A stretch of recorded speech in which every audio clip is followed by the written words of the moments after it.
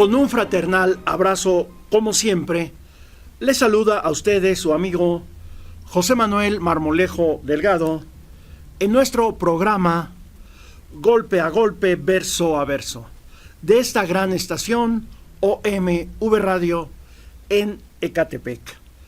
Hemos desarrollado la temática de la huelga minera en Cananea como uno de los antecedentes de la Revolución Mexicana, y desde luego todo esto influyó en lo que después fue la Guerra Cristera. De alguna manera todo esto tiene una gran relación. Habíamos visto cómo la revista Proceso publicó unos artículos en los cuales Ruiz Harrell dudaba de toda una serie de conceptos ya aceptados por la historia en relación a la huelga de Cananea. Y desde luego otros historiadores entraron contraatacando a Ruiz Harrell, diciendo que lo que él estaba planteando pues estaba mal fundamentado. El hecho es de que pues la huelga de Cananea generó una gran represión por parte del gobierno en contra de los obreros. Esa huelga de Cananea tuvo gran influencia del magonismo, de muchos personajes que tenían nexos con algunos de los líderes de la huelga de Cananea, que fue una de las cunas, uno de los resortes que dieron origen a la Revolución Mexicana.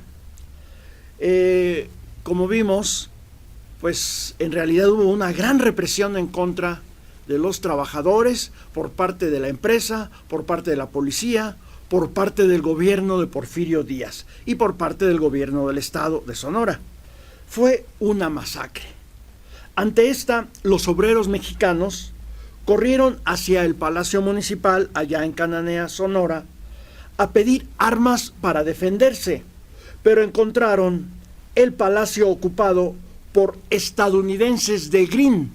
Green era el dueño de la fábrica, de la mina, que acababan de ser designados como policías los estadounidenses por el jefe político mexicano Pablo Ruiz.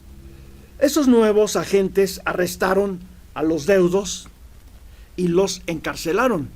Ya había sucedido la masacre, los deudos de estos muertos estaban protestando. La policía estadounidense en territorio mexicano detiene a estos deudos y los lleva a la cárcel.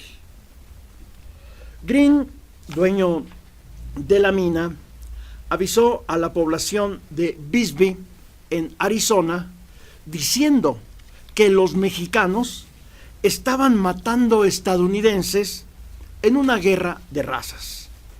Los dueños de la mina Copper Queen ofrecieron $10 a quienes aceptaran ir a rescatar a sus paisanos. El gobernador Rafael Izabal tomó el tren hacia Nogales, Arizona, cruzando por territorio estadounidense, y en Magdalena ordenó al jefe de la policía fiscal, el polaco Kosterlinski, que se dirigiera con sus hombres a Cananea. El gobernador viajaba con otra partida militar a la que apeó en Imuris para que llegara caminando a Cananea. En Arizona se encontró con 264 vaqueros contratados por los propietarios de la mina Copper Queen, dirigidos por 12 Rangers, comandados por el coronel Thomas Rinning. Los huelguistas, al enterarse de que habría de arribar el gobernador Izabal a Cananea, acudieron a las 11 de la mañana a la estación ferroviaria a recibirlo, en el entendido de que estaría acompañado por soldados mexicanos destinados a salvaguardar a los obreros. Pero se llevaron la sorpresa de que con el gobernador viajaban los esbirros de la Copper Queen. Al día siguiente, 2 de junio, los voluntarios extranjeros que llegaron con Izabal recorrieron Cananea y asesinaron a 7 mexicanos, y un mexicano mató a un ranger. se suscitó un tiroteo incontrolado hasta las 8 de la noche, en que arribó al destacamento de la policía fiscal Kosterlinski, quien ordenó el cese al tiroteo, desarmó a los extranjeros, los envió de regreso a su país y estableció la ley marcial.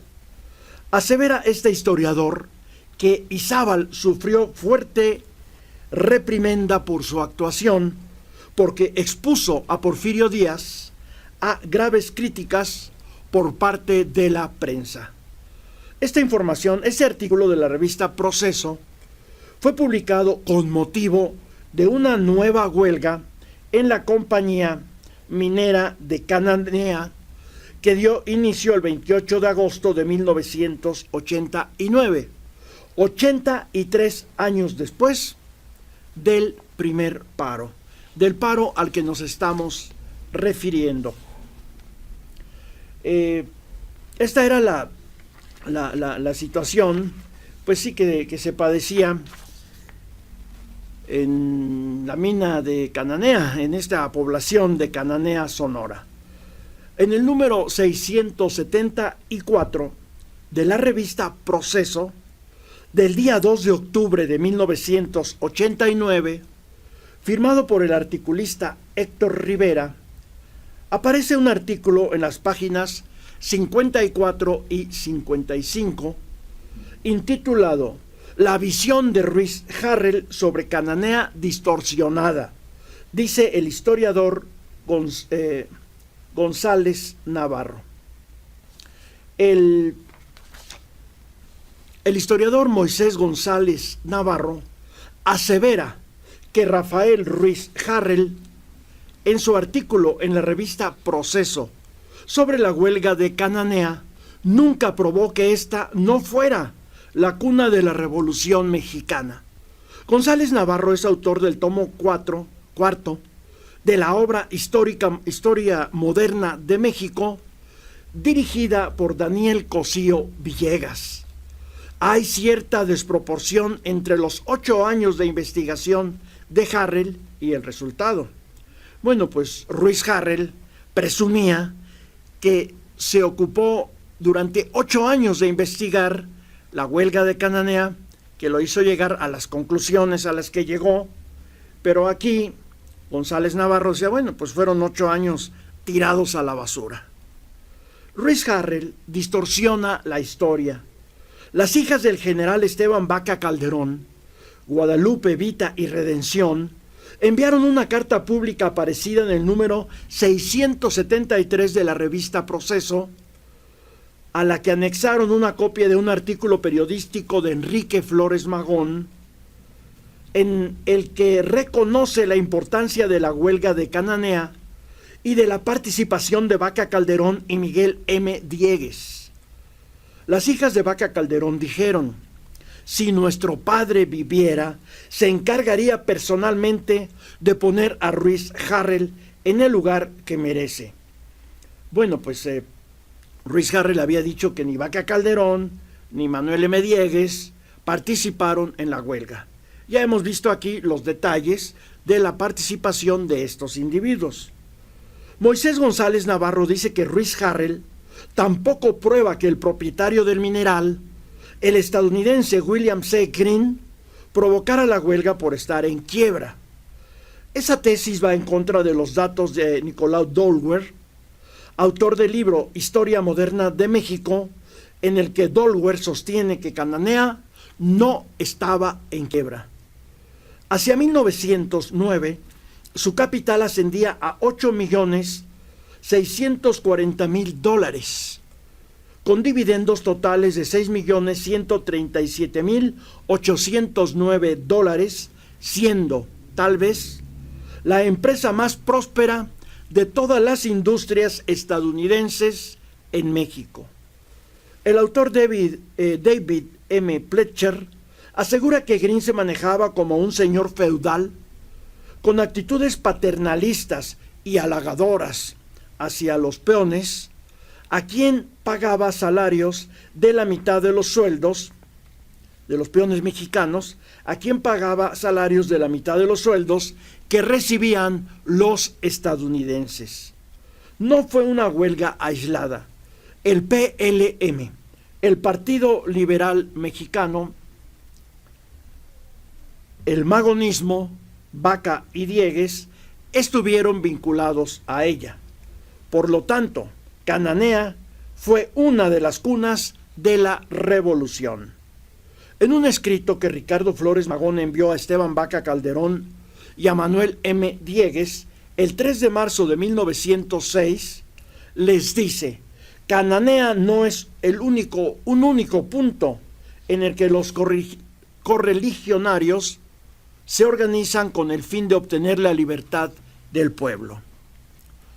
En ese mismo mes llegó a Orizaba el obrero tejedor militante del PLM, José Neira, ofreciendo sus servicios a la fábrica de Río Blanco, la más grande del cantón de Orizaba, con una planta laboral de 2.350 obreros, cuando la totalidad de los trabajadores de las fábricas de Veracruz era de 6.000.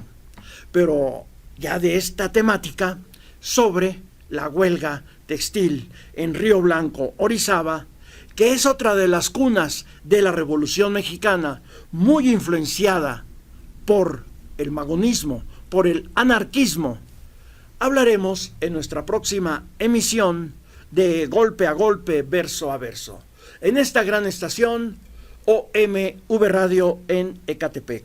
Se despide de ustedes su amigo José Manuel Marmolejo Delgado.